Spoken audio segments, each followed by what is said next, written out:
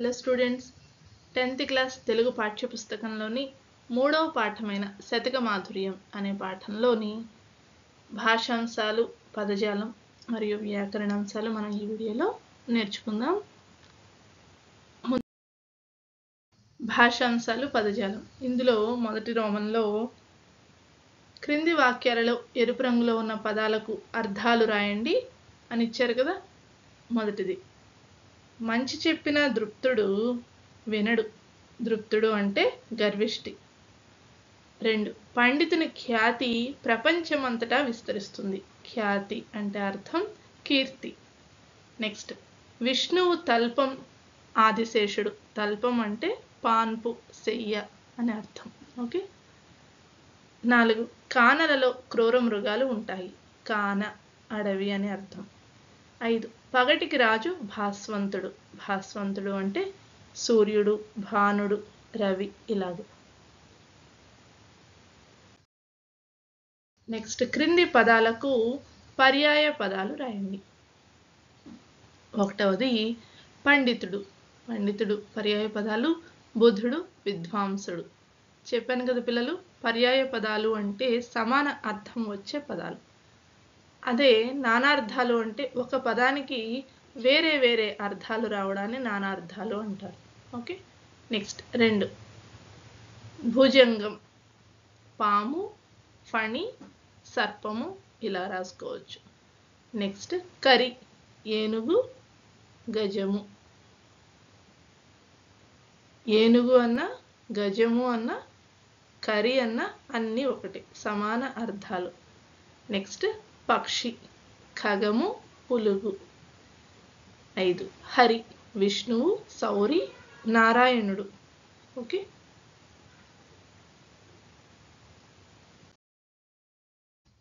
Next, క్రింది పదాలకు నానార్థాలు రాయండి. నానార్థాలు అంటే చెప్పాను కదా, ఒక పదానికి వేరే వేరే అర్థాలు రావడాన్ని నానార్థాలు అంటారు. 1వది ధర, భూమి, ఖరీదు. ఓకే. నెక్స్ట్ 2, శ్రీ, లక్ష్మీదేవి, సంపద, సాలె పురుగు అని కూడా రాసుకోవచ్చు, అది కూడా నానార్థమే. 3, వారి, నీరు, కురువేరు, ఏనుగును పట్టే చోటు. కురువేరు అంటే ఇది ఒక రకమైన చెట్టు వేరు.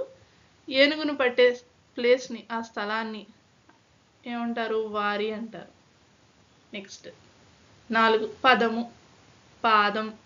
పాదం ఫుట్ తెలుసు కదా. నెక్స్ట్, అక్షరాలతో ఏర్పడేటటువంటి పదం. ఇప్పుడు ఇవన్నీ పదాలే, ఇక్కడ ఉన్నటువంటివన్నీ తెలుగు పదాలు. అలాగే శబ్దం. ఓకే. నెక్స్ట్, మిత్రుడు, స్నేహితుడు, సూర్యుడు. నెక్స్ట్, క్రింది పదాలకు వ్యుత్పత్తి అర్థాలు రాయండి.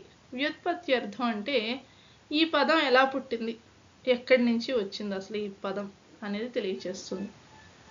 1, భాస్కరుడు, కాంతిని కలుగజేయువాడు, సూర్యుడు అర్థం. 2, భుజగము, కుటిలముగా. కుటిలము అంటే అర్థం వంకర, వంకరగా పోవునది. సర్పము, సర్పం అంటే పాము ఎలా పాకుతుంది, వంకరగా పాకుతుంది కదా, అది. నెక్స్ట్, ఈశ్వరుడు, స్వభావము చేతనే ఐశ్వర్యము కలవాడు, శివుడు. ఓకే. నెక్స్ట్, హస్తి, హస్తము కలది, తొండము. ఏనుక్కి ఉన్న హస్తం ఏమిటి? తొండము. హస్తము కలది హస్తి. ఆ రకంగా ఏనుక్కి హస్తి అనే పేరు వచ్చింది. నెక్స్ట్, ప్రకృతి, వికృతులను జతపరచండి. చంద్రుడు ప్రకృతి, చంద్రుడు వికృతి. నిత్యము ప్రకృతి, నిత్యలు వికృతి. స్వామి ప్రకృతి, సామి వికృతి. హంస ప్రకృతి, అంచ వికృతి. ధర్మము ప్రకృతి, దమ్మము వికృతి. వీటి ఆన్సర్స్ చూడండి. ఓకే. నెక్స్ట్, వ్యాకరణాంశాలు. క్రింది పదాలను విడదీసి సంధి పేరు రాయండి. 1, నిష్ఠురోక్తులు. నిష్ఠుర ప్లస్ ఉక్తులు, అకారానికి ఉకారం పరమైంది, ఓకారం వచ్చింది, గుణసంధి. వెంకటేశ, వెంకట ప్లస్ ఈశ, అకారానికి ఇకారం, ఏకారం వచ్చింది, గుణసంధి. అవ్వారి, ఆ ప్లస్ వారి, అవ్వారి, ద్విత్వం వస్తుంది, త్రికసంధి. మనుజుడగుని, మనుజుడు ప్లస్ అగుని, ఉత్తునకు అచ్చు ఉత్వ సంధి. ధీరోత్తముడు ధీర ప్లస్ ఉత్తముడు, అకారానికి ఉకారం ఓకారం వచ్చింది గుణసంధి. నెక్స్ట్ క్రింది పదాలను కలిపి సంధి పేరు రాయండి. కాళికాంబ, కాళిక ఇక్కడ తప్పు పడింది, కాళిక ప్లస్ అంబ కాళికాంబ. సవర్ణాచుల పరమైతే వాటి దీర్ఘం ఏకాదేశమగును, ఇప్పుడు దీర్ఘం వస్తుంది. కాళిక ప్లస్ అంబ కాళికాంబ దీర్ఘం వస్తుంది, సవర్ణ దీర్ఘ సంధి. ఆ ప్లస్ పలుకులు అప్పలుకులు త్రిక సంధి. దానంబు ప్లస్ చేయుట దానంబు సేయుట గసడ్ దవాదేశ సంధి.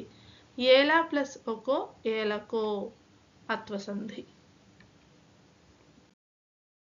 నెక్స్ట్ అనునాసిక సంధి. నాసిక అంటే ఏమిటి? ముక్కు, ముక్కుతో పలకబడేటటువంటి అక్షరాలు ఇక్కడ వస్తాయి, ఇది అనునాసిక సంధి. క్రింది పదాలను గమనించండి.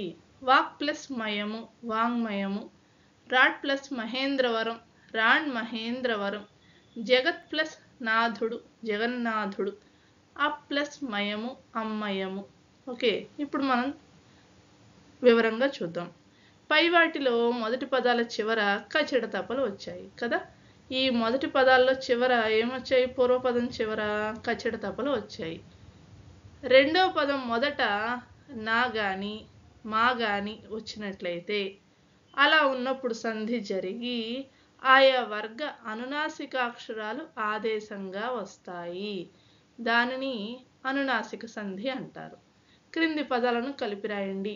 జగత్ ప్లస్ నివేశ జగన్నివేశ, దిక్ ప్లస్ మండలము దిగ్మండలము, రాడ్ ప్లస్ మణి రాణ్మణి.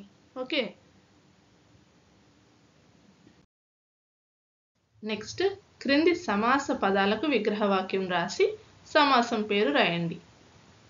1 శౌర్య లక్ష్మి, శౌర్య మనెడు లక్ష్మి, మనెడు అనెడు అనెడి ఇలాంటి పదాలు వస్తే కనుక అది రూపక సమాసం. 2 ప్రతిదినము, దినము దినము ప్రతిదినము అవ్యయీభావ సమాసం. బ్రతుకు తెరువు, బ్రతుకు కొరకు తెరువు, బ్రతుకు కొరకు తెరువు బ్రతుకు తెరువు చతుర్థి తత్పురుష సమాసం. సజ్జన సంగతి, సజ్జనులతో సంగతి తృతీయ తత్పురుష సమాసం. విభక్తులు గుర్తుండాలి, అప్పుడు మీకు సమాసాలు చాలా ఈజీ అయిపోతాయి. కొరకున్కై ఏమవుతుంది? చతుర్థి విభక్తి, కాబట్టి కొరకు అని పదం వచ్చింది అంటే అది చతుర్థి తత్పురుష సమాసం. నెక్స్ట్ గురుతర బాధ్యత, గురుతరమైన, గురుతరమైన అనే విశేషణం పూర్వపదంలో వచ్చింది కాబట్టి ఇది విశేషణ పూర్వపద కర్మధారయ సమాసం. నెక్స్ట్ అలంకారములు. వృత్యనుప్రాస అలంకారం అంటే ఏమిటి అన్నది తెలుసుకుందాం. 1 గాని అంతకంటే ఎక్కువ గాని, హల్లులు పలుమార్లు అంటే రిపీటెడ్గా వాక్యంలో కానీ పద్యపాదాల్లో కానీ వచ్చినట్లయితే, అలా వస్తూ శబ్ద చమత్కారాన్ని కలిగిస్తే కనుక, అంటే వినడానికి కనుక చమత్కారంగా ఫన్నీగా అనిపిస్తే అదే వృత్యనుప్రాస అలంకారం. ఉదాహరణకు భేరిక దాండద డాండ దాండ వినదంబుల జాండము నిండ. ఇది చూడండి, ఒక హల్లు రిపీటెడ్గా వచ్చింది, కొంచెం వినడానికి ఫన్నీగా ఉంది. దాండద డాండ దాండ వినదంబుల జాండము నిండ వినడానికి ఫన్నీగా ఉంది కదా, ఇది వృత్యనుప్రాస అలంకారం. ఇక్కడ డా అనేటటువంటి హల్లు రిపీటెడ్గా వచ్చింది. ఆవృత్తి అంటే పునరావృతం అవటం, రిపీటెడ్ అవటం. ఓకే, నెక్స్ట్ కొన్ని ఇచ్చారు చూడండి. ఇక్కడ అక్షర జ్ఞానం లేని నిరక్షర కుక్షి ఈ క్షితిలో ప్రత్యక్షముగా కష్టముల పాలగును. ఇక్కడ క్ష అనేటటువంటి హల్లు రిపీటెడ్గా వచ్చింది, వృత్యనుప్రాస అలంకారం. నెక్స్ట్ ఇది కాదదియను నదిక, దిదియను నిధి నదియు వదిలి ఎదియో వదరన్, వదలని ముదములన్ బొదలగ నదవద పడి చెదరి ఎడంద హరిహరనాథ. చూసారు కదా, ఈ ద వ ఇటువంటి హల్లులు రిపీటెడ్గా వచ్చాయి. నెక్స్ట్ 3 చూడండి, ఇది వినే ఉంటారు మీరు, సినిమాల్లోనూ కామెడీ షోస్లోనూ వాడుతూనే ఉంటారు దీన్ని. లక్ష భక్ష్యములు భక్షించే లక్ష్మయ్యకు ఒక భక్ష్యము లక్ష్యమా. చూసారు కదా, అందులో క్ష అనే ఒక హల్లు రిపీటెడ్గా వచ్చింది. ఆ రకంగా రిపీటెడ్గా వస్తూ శబ్ద చమత్కారాన్ని కలిగిస్తే కనుక అది వృత్యనుప్రాస అలంకారం. నెక్స్ట్ దృష్టాంతాలంకారం. ఓకే, క్రింది వాక్యమును పరిశీలించండి. పెరుగును ఎంత చిలికినా వెన్ననే ఇస్తుంది. అలా మంచివారిని ఎంత బాధించినా మంచే చేస్తారు. ఇందులో మంచివారిని దేంతో పోల్చారు? పెరుగుతో పోల్చారు. ఇక్కడ 2 వాక్యాల యందు వేరువేరు ధర్మాలు చెప్పబడ్డాయి. వేరువేరు ధర్మాలంటే అవి చేసే పనులు, వాటి లక్షణం. పెరుగుని ఎంత చిలికినా అది వెన్నే ఇస్తుంది. అలాగే మంచివారు వాళ్ళని మనం ఎంత బాధించినా వాళ్ళు మంచి పనే చేస్తారు, చెడు మాత్రం చేయరు, ఎందుకంటే వాళ్ళు మంచి వాళ్ళు కాబట్టి. ఇలా వాటి ధర్మాలు, ఆ వాక్యాల ధర్మాలు మనకు తెలుస్తున్నాయి. ఒకదాంతో ఒకటి పోల్చారు. ఇలా ఉపమాన ఉపమేయాల యొక్క వేరువేరు ధర్మాలను బింబ ప్రతిబింబ భావంతో చెప్తే అది దృష్టాంతాలంకారం. ఓకే, కొన్ని అలంకార ఉదాహరణలను ఇప్పుడు మనం చూద్దాం.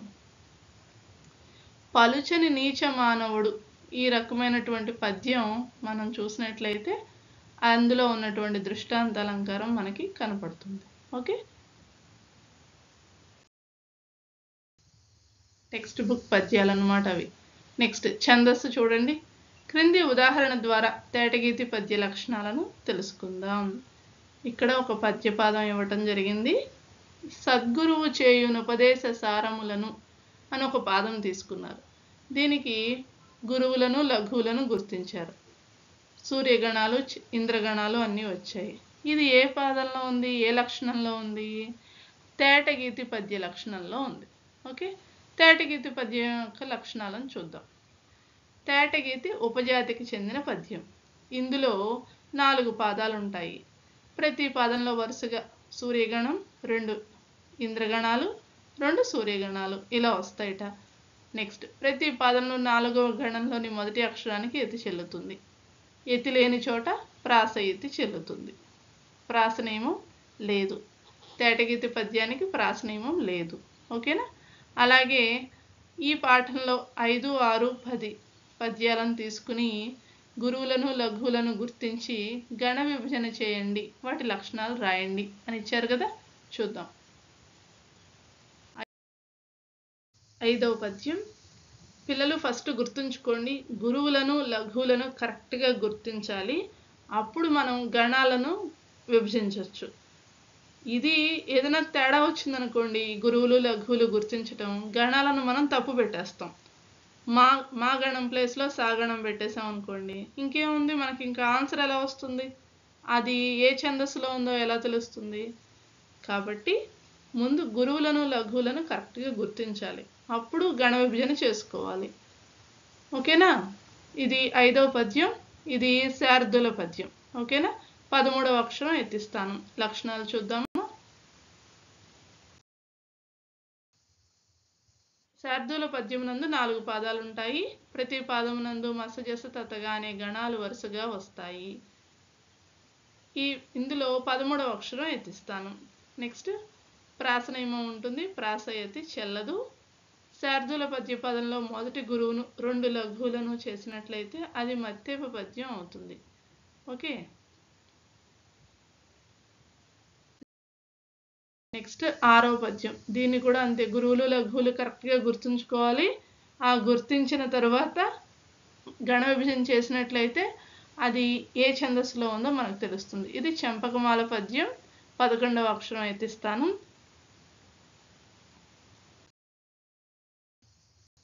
ఇందులో 4 పాదాలు ఉంటాయి. ప్రతి పాదం నందు నజభజ జజర అనే గణాలు వరుసగా వస్తాయి.